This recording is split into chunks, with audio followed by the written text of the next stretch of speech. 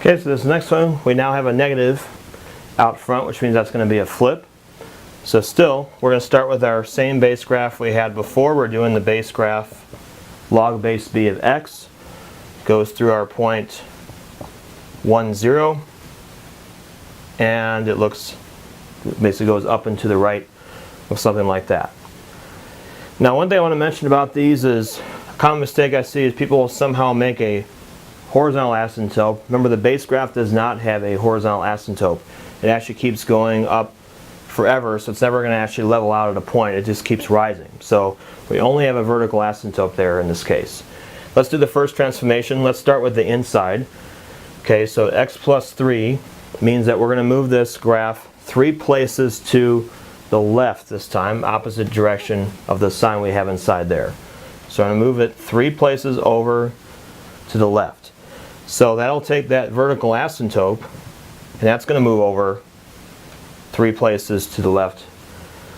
And also, this point will move 3 places to the left. So from here, 1, 0, we move it over 1, 2, 3. It's going to end up right here. So it's going to be at negative 2, 0 instead. Now the graph is going to look exactly the same.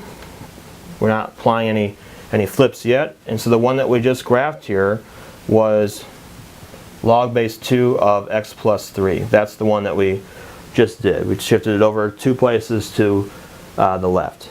But now we have to apply the negative that's there. Mention anytime you have a negative out front of something, the transformation rules we've been talking about in this class say that you're going to take this graph and flip it over the horizontal axis.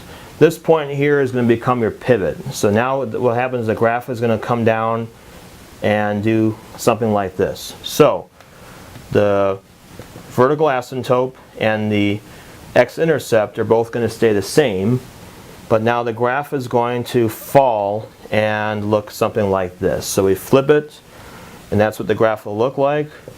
And this is going to be the graph of the final graph that we have. That's what they originally asked for. So now we just have to answer this information.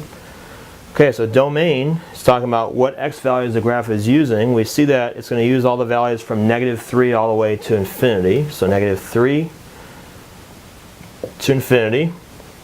X-intercept, we see where it crosses right there. It's crossing at 2. So for x-intercept, we can actually just say, you can either write the coordinate out, or if you'd like to just go ahead and put negative 2 rather, that's okay. So crosses at negative 2, so you can just list the number there.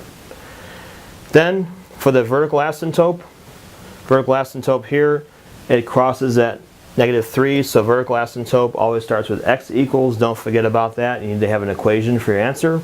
And we put negative 3. So now we've answered all the information that they asked.